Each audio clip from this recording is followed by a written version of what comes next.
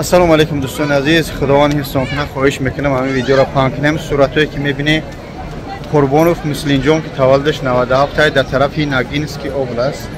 همین برادر ما ای جای کارش برمده بیدرک شده، متاسفانه نیست.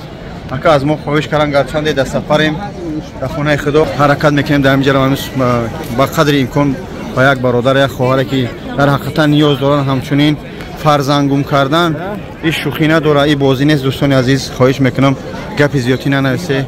به خاطر الله خاص به خاطر پدر و مادر یمی گیریان همی اهل بیت که کوفته سودن همی این فرزند آدم یگان حیوان است، یگان برچه نیست، یگان بودیچه نیست، یگان پیشک و سگ نیست. این انسان است، فرزند انسان است.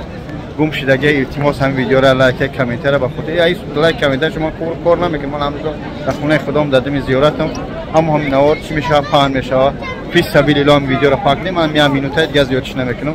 خدا نگهبان، خدا صبر که اهل بیت برادر در جای اهل بیت کوفته هستند.